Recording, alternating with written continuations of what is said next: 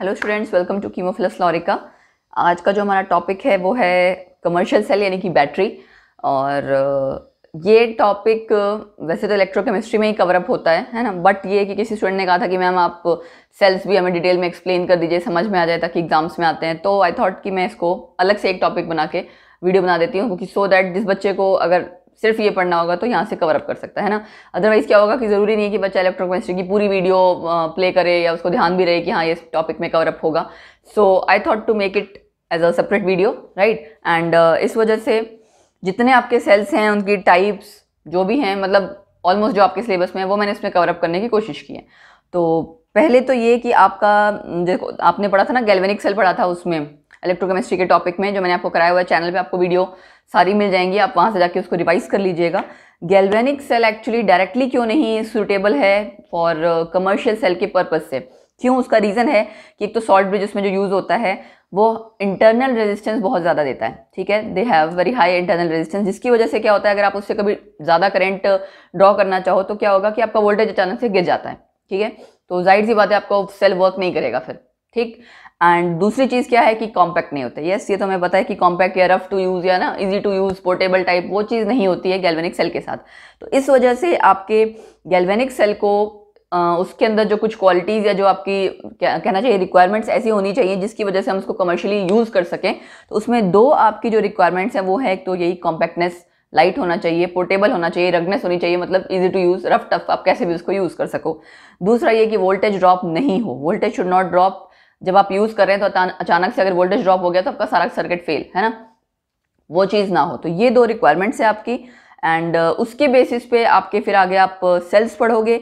जब आपके sales connect होते हैं सीरीज में तो हम उन्हें कहते हैं बैटरी, ठीक है। वो चाहे बैटरी कैसी मर्जी हो, जो आपके फ़ोन्स में यूज़ होती हैं, जो आपके इन्वर्टर्स में यूज़ होती हैं, बहुत जगह यूज़ होती हैं, ऑटोमोबाइल्स में, ट्रांजिस्टर्स में, सब जगह तो यूज़ होती हैं, कहाँ नहीं यूज़ हो रही है ना। तो उन सब जगह दो टाइप के सेल्स हैं आपके, primary cell, secondary cell. Primary cell आपका वो है जहां रिडॉक्स रिएक्शन सिर्फ एक बार होती है, बार बार नहीं होती, ठीक है, ओनली वंस। एंड उसको अगर आप एक बार यूज़ कर लोगे तो सेल आपका उसके बाद खत्म हो जाएगा, डेड हो जाएगा, आप उसको बार बार रीयूज़ नहीं कर सकते। सेकेंडरी सेल में आपकी रिडॉक्स रिएक्शन मल्टीपल टाइम्स होंगी, है ना, डिस्चार्ज रिचार्ज, डिस्चार्ज रिचार्ज। जैसे आपकी इन्वर्टर वाली जो बैटरी है, जो आपकी फ़ोन्स की बैटरीज हैं, है ना, जो आपके गैजेट्स हैं जिनको आप चार्ज करते हो, उनमें सब में आजकल तो मोस्टली लिथियम आयन बैटरी ही है जो सबसे ज़्यादा यूज़ हो रही होती है, ठीक है। और कई तरह की आपकी बैटरीज है, बट ये है कि दो तीन चीज़ें हैं जो ध्यान रखनी होती है। एक तो ज़्यादा टाइम तक चले, है ना, ड्यूरेबल ज़्यादा हो, ये सब चीज़ें देखनी होती है। दूसरा एक्सपेंसिव ना हो। ऐसी कई आपकी बैटरीज भी होती हैं जो हर तरह से अच्छी होती है बट एक्सपेंसिव होती है, तो जाहिर सी बात है उसको आप हर जगह इस तरह से यूज़ नहीं कर सकोगे, है ना, क्योंकि जिस भी गैजेट में वो पड़ेगी अच्छी खासी तो उसकी वैल्यू हो जाएगी बैटरी की। तो इस वजह से कई हम एग्जाम्पल्स भी पढ़ेंगे, वहाँ आपको ये चीज़ क्लियर हो जाएगी।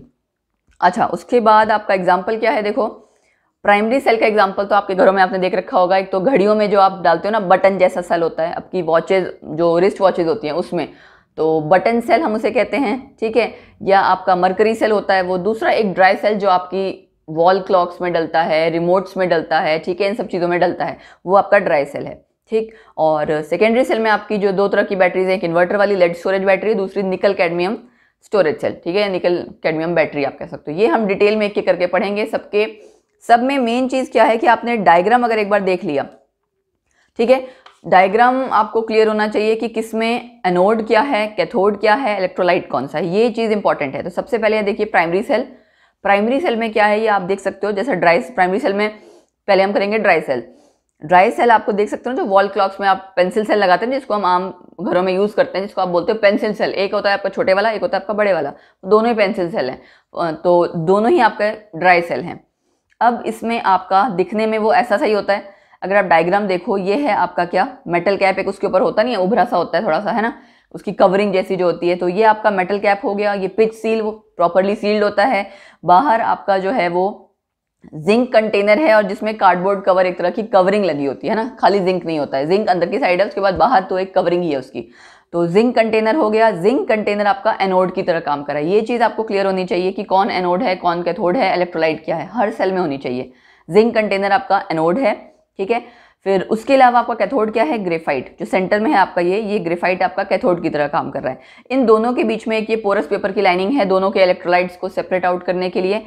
जो ग्रेफाइट के आसपास इलेक्ट्रोलाइट है वो है आपका, देखो ये MnO2 यानी मैग्नीशियम डाइऑक्साइड प्लस कार्बन, ये ग्रेफाइट को सराउंड कर रहा है। और दूसरा जो जिंक कंटेनर के कांटेक्ट में है वो है अमोनियम क्लोराइड और जिंक क्लोराइड का पेस्ट, दोनों ही इलेक्ट्रोलाइट का काम करते हैं। ठीक है, तो आपको एनोड कैथोड पता लग गया, इलेक्ट्रोलाइट पता लग गया, डायग्राम आपको क्लियर हो गया। ये आपका नेगेटिव पोल है, कौन? जिंक कंटेनर यानी कि एनोड। पॉजिटिव पोल कौन सा है? ग्रेफाइट यानी कि कैथोड। ठीक है जी। ट्रांजिस्टर्स में, क्लॉक्स में यूज होता है, मैं आपको पहले बता चुकी हूँ। कॉम्पैक्ट फॉर्म है ये लेक्लांचे सेल का। लेक्लांचे सेल आपका सेम यही है, बट ये है कि ना कि आप किसी सेल को प्रॉपरली छोटी मोटी चीज़ों में आप यूज़ कर सको, है ना, इजी टू यूज़ टाइप हो उसको, या एक बहुत इसको कहते हैं ना कॉम्पैक्ट फॉर्म में उसको बनाया गया है कि आप रिमोट में देखो छोटा सा सेल है डाल सकते हो। अदरवाइज क्या होता है, अगर आप किसी सेल को वैसे सोचो कोई बड़ा सा सेल है, उसको कहाँ डालोगे, कहाँ आप कैसे यूज़ करोगे, है ना। तो उस पॉइंट ऑफ व्यू से लेक्लांचे सेल का ये कॉम्पैक्ट फॉर्म है। अब एनोड और कैथोड पे क्या रिएक्शन होती है, मैं पहले भी बता चुकी हूँ। एनोड पे ऑक्सीडेशन होती है, कैथोड पे रिडक्शन होती है। तो एनोड पे जिंक आपका एनोड की तरह एक्ट कर रहा है, तो इलेक्ट्रॉन लूज करके जिंक आयन बनाएगा, कैटायन। और कैथोड पे आपका क्या होगा, जो मैग्नीशियम डाइऑक्साइड है और एमोनियम, ये आपस में रिएक्ट करेंगे और Mn2O3 बनाएगा, प्लस अमोनिया गैस आपकी रिलीज होगी एंड साथ में वाटर। तो आपको दोनों रिएक्शन पता होनी चाहिए। फिर कितना वोल्टेज या कितना आउटपुट पोटेंशियल ये दे रहा है, 1.25 से 1.50 वोल्ट, ये वैल्यू भी सबकी पता होनी चाहिए। एग्जाम पॉइंट ऑफ व्यू से इंपॉर्टेंट है, MCQs के फॉर्म में किसी न किसी एग्जाम में पूछा जाता है।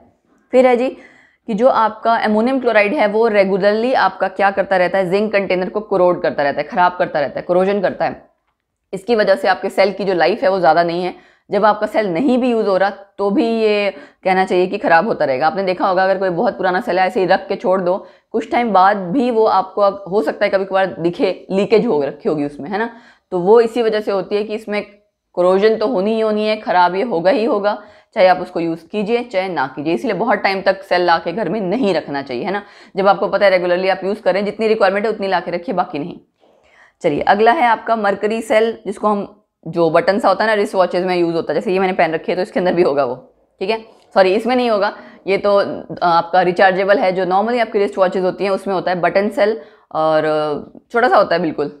अगर आप लोगों ने जब आप वॉचेस की शॉप पे गए होगे, दुकान पे कभी कभार घड़ी का सेल वगैरह चेंज करवाने, तो ज़रूर देखा होगा। ठीक है, उसको मरकरी सेल भी कहते हैं क्योंकि उसमें आपका जो इलेक्ट्रोलाइट है वो ऐसा है, इस वजह से मरकरी का ऑक्साइड है, तो इस वजह से मरकरी सेल कहते हैं। और रिबन मैलरी सेल, ये नाम है, जस्ट पता ही आपको, साइंटिस्ट के नाम पे सेल्स के जो ऑनररी फॉर्म में कह लो, या जिसने जो डिस्कवरी की होती है या कंट्रीब्यूशन दी होती है, तो उसके रिगार्डिंग नाम दे दिया जाता है।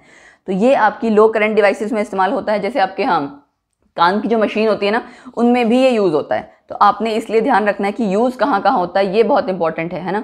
चलिए अगला है, इसमें अब क्या होता है, इसका आपने डायग्राम नहीं करना, सिंपली वो बटन जैसा सेल ही है, बस आपको क्लियर क्या होना चाहिए, क्या चीज़। एनोड जिंक कंटेनर होता है, कैथोड कार्बन होता है, जैसे वहाँ ग्रेफाइट था यहाँ कार्बन है।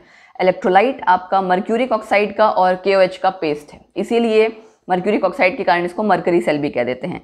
और दोनों जैसे उसमें थी आपकी ड्राई सेल में पोरस लाइनिंग थी, यहाँ पे भी सेम वैसे ही है, जो कि सेपरेट आउट कर रही होती है इलेक्ट्रोलाइट को जिंक एनोड से। अब रिएक्शन की बारी जब आई तो एनोड पे तो जिंक था, तो जिंक उस OH आयन के साथ रिएक्ट करेगा, KOH का जो OH है उसके साथ, एंड ऑक्साइड बना देगा, प्लस वाटर एंड इलेक्ट्रॉन का लॉस होगा। कैथोड पे आपका जाहिर सी बात रिडक्शन होगी, तो गेन ऑफ इलेक्ट्रॉन होगा, किसका होगा, मर्क्यूरिक ऑक्साइड को लेके।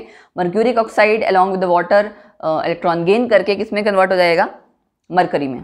ठीक है, और जिंक फिर नॉर्मल आप ओवरऑल रिएक्शन हो गई, 1.35 इसका कांस्टेंट पोटेंशियल या वोल्टेज जो आउटपुट देता है वो हो गया। इसको जब आप डिस्पोज ऑफ करते हो तो थोड़ा ध्यान रखना पड़ता है, क्योंकि आप देख सकते हो यहाँ मरकरी बन रहा है ना, तो ये इन्वायरमेंटल पॉल्यूशन ना कॉज करे, इस वजह से इसको प्रॉपर्ली डिस्पोज ऑफ करना पड़ता है। बहुत बार ऐसा नहीं है कि आप ऐसे छोड़ दो, ठीक है, क्योंकि जो मरकरी बना है वो लीक आउट हो सकता है, कुछ हो सकता है, तो कहीं भी अगर जाएगा तो वो पॉइजनिंग करेगा। ठीक है, मरकरी पॉइजनिंग या इन्वायरमेंटल पॉल्यूशन कॉज करेगा, इस वजह से। अगला है जी सेकेंडरी बैटरी या सेकेंडरी सेल्स, जो कि आपकी वो सेल्स हैं जिनको आप बार बार रीयूज़ कर सकते हो, क्यों, क्योंकि उसमें डिस्चार्ज और रिचार्जिंग दोनों होती है, राइट, जैसे कि ये वाली है, तो ये उसी का पार्ट है सेकेंडरी सेल्स का। तो लेड स्टोरेज बैटरी का पहले एक डायग्राम देख लेते हैं, बहुत सिंपल है।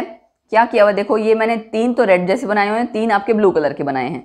तो ये 3 जो आपके रेड वाले हैं ये पैरेलल में कनेक्टेड हैं, ठीक है, और ऐसे ये ब्लू वाले पैरेलल में कनेक्टेड है। अगर मैं सबकी बात करूँ 6 के 6 सेल की, ये आपस में सीरीज में कनेक्टेड हैं।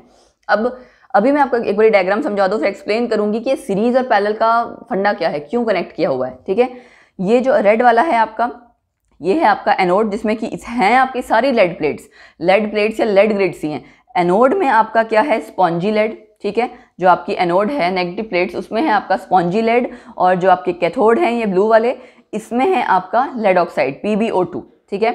लेड प्लेट्स या लेड ग्रिड्स में एक जगह हमने स्पॉन्जी लेड सिंपल लेड भरा हुआ है, एक जगह लेड ऑक्साइड भरा हुआ है। लेड ऑक्साइड वाला कैथोड है, सिंपली स्पॉन्जी लेड वाला आपका एनोड है। नेगेटिव और पॉजिटिव ध्यान रखना कि कहाँ क्या आएगा, ठीक है। डाइल्यूट H2SO4 इसका इलेक्ट्रोलाइट है। फाइन, ये हो गया इसका डायग्राम। अब हम इसकी करेंगे डिटेल की इसकी रिएक्शंस क्या हैं। रिएक्शंस इसकी बहुत इंपॉर्टेंट है। रिएक्शंस बोर्ड के एग्जाम में तो ये पूछा ही जाता है, ठीक है। देखो बोर्ड के एग्जाम में एक वो ड्राई सेल पूछा जाता है बेटा, और वो क्या कहने वाली थी मैं, यस, लेड स्टोरेज बैटरी पूछ ली जाती है, एक फ्यूल सेल अभी आएगा। तो ये सारी चीज़ें एग्जाम में काफ़ी पूछा जाता है, ठीक। चलिए स्टार्ट करते हैं इसके आगे जो इसकी रिएक्शंस हैं डिटेल्स। वो ऑटोमोबाइल्स या इन्वर्टर्स में, सब जगह ऑटोमोबाइल्स में जो आपकी बैटरी डली होती है ना, कार्स वगैरह में, वो भी यही होती है, ठीक है। तो 12 वोल्ट की आपकी lead storage battery generally use होती है हमारे घरों में, जिसमें कि 6 सेल होते हैं जो आपने अभी देखे, लेड प्लेट्स जितनी थी ना, और वो हर एक सिंगल सेल आपका 2 वोल्ट की पोटेंशियल दे रहा होता है। फाइन, इतनी आउटपुट दे रहा होता है। अब मेन बात ये है कि सेल्स आपके पैरेलल में कनेक्ट हुए हैं, मतलब एनोड्स आपके सारे जो है एनोड प्लेट्स को ज्वाइन कर दिया गया है और कैथोड प्लेट्स को आपस में ज्वाइन कर दिया गया। उसके बाद वो दोनों जो साथ में आपस में हैं सारे सेल्स, वो आपके सीरीज में हैं, ठीक है। ये क्यों किया जाता है कि आपका आउटपुट वोल्टेज जो है 12 वोल्ट आ जाए, इंक्रीज होके इतना आ जाए, इस वजह से उन 6 सेल्स को सीरीज में अरेंज किया गया। फाइन, चलिए। और दूसरी बात ये है कि करंट आउटपुट आपका ज़्यादा हो, इस वजह से आपका पैरेलल में कनेक्ट किए गए थे एनोड प्लेट्स साथ में, कैथोड प्लेट्स साथ में, ठीक है। तो ये तो हो गया आपकी उसकी पोटेंशियल के बारे में, हमने कब पैरेलल कनेक्ट किया, कब सीरीज कनेक्ट किया। अब आगे रिएक्शन। रिएक्शन बड़ी सिंपल है, बच्चों को डाउट रहता है कैसे याद करना है, मुझे भी रहता था मैं भी जब स्कूल में थी तो मुझे भी नहीं याद रहता था कौन सी रिएक्शन कैसे याद करनी है, मतलब ये डिस्चार्ज और रिचार्ज वाली में बड़ा दिक्कत होती थी। तो एक रिएक्शन मैंने बड़े ध्यान से फिर समझी कि क्या हो क्या रहा है एग्जैक्टली।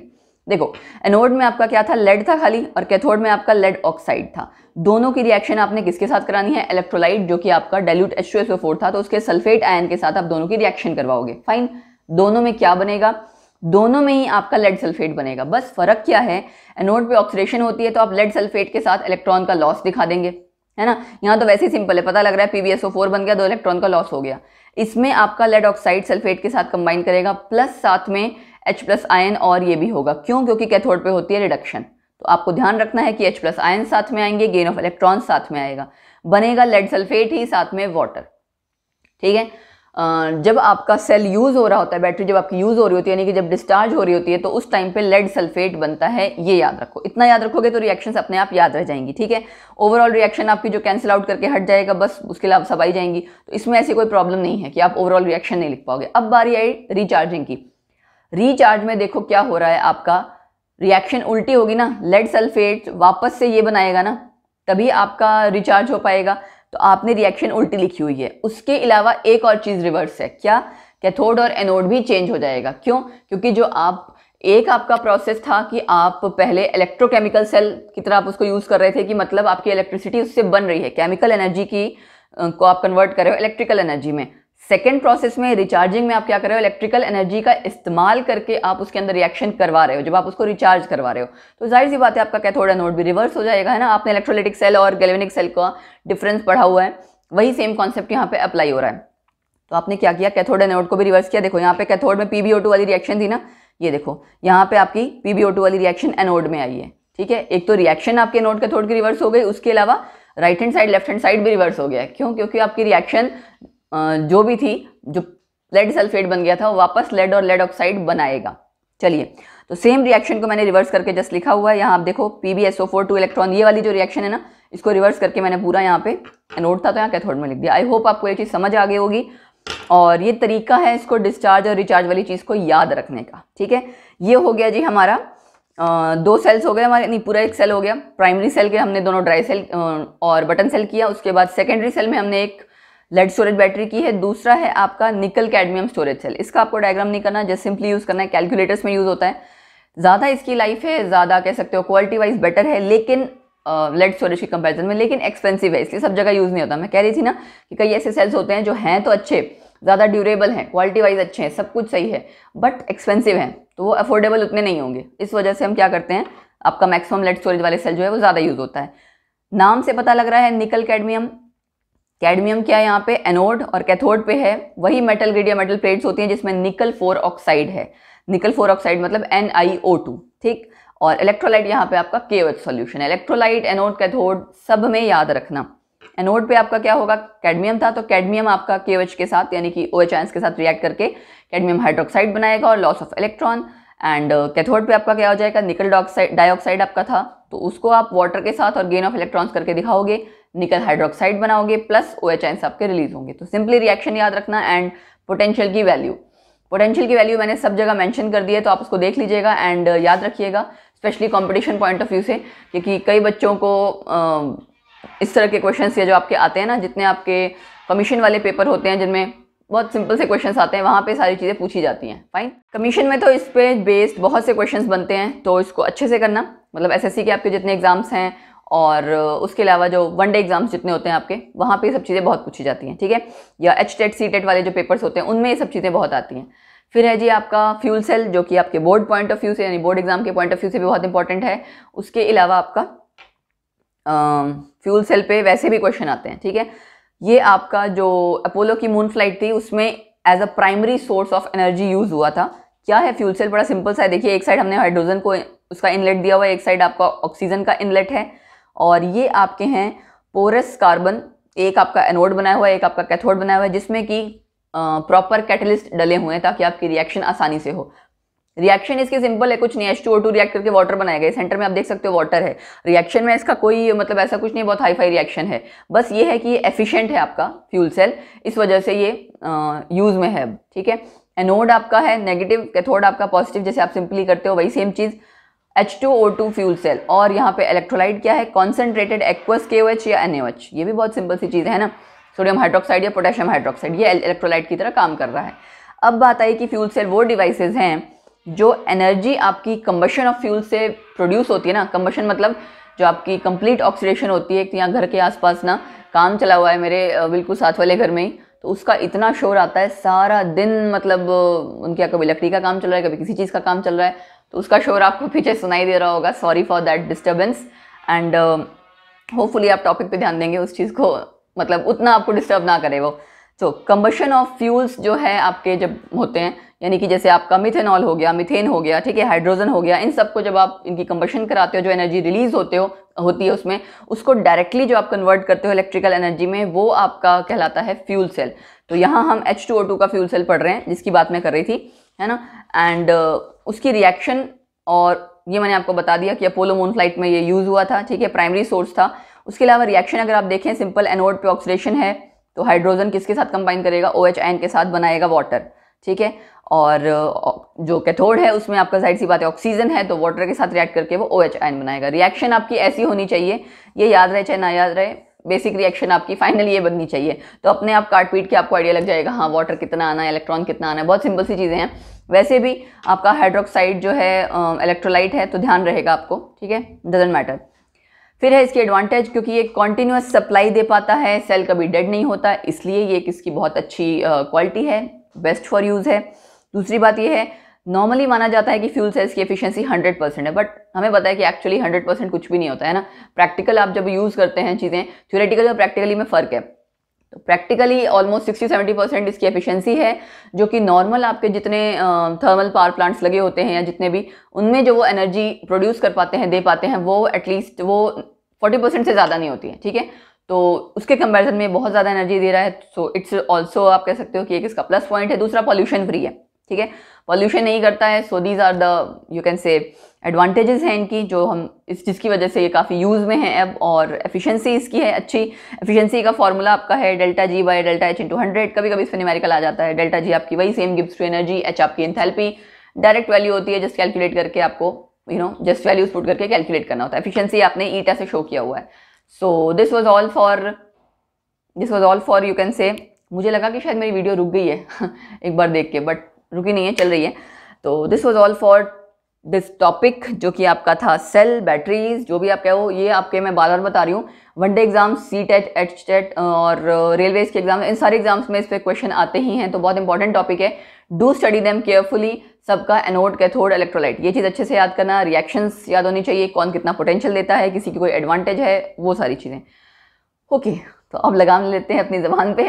ठीक है, आज के टॉपिक के लिए इतना ही, एंड अगले लेक्चर में फिर मिलेंगे किसी नए टॉपिक के लिए। बाकी प्लीज़ गाइज कमेंट सेक्शन में ज़रूर बताइए आपको टॉपिक कैसा लगा, और जो आपके और रिक्वेस्ट या डिमांड्स पे टॉपिक्स हैं आप वो बताते जाइए, ताकि हम उसके अकॉर्डिंग वीडियोस बनाते जाएं। और क्या कहना चाहिए कि आपके जो भी टॉपिक आप चाहते हैं कि तैयार हो जाए, चाहे वो एग्जाम पॉइंट ऑफ व्यू से है, चाहे वो किसी कंपटीशन किसी भी तरह के चीज़ों से है, वो हम आपकी पूरी कोशिश करेंगे कि आपका टाइम टू टाइम आपको उन वीडियोस पे, उन टॉपिक्स पे वीडियोस बना के देते रहें। बाय बाय, टेक केयर दोस्तों, फिर मिलेंगे। Keep on rolling the mystery of chemistry with myself Lorica at our channel Chemophilus Lorica. So bye, take care.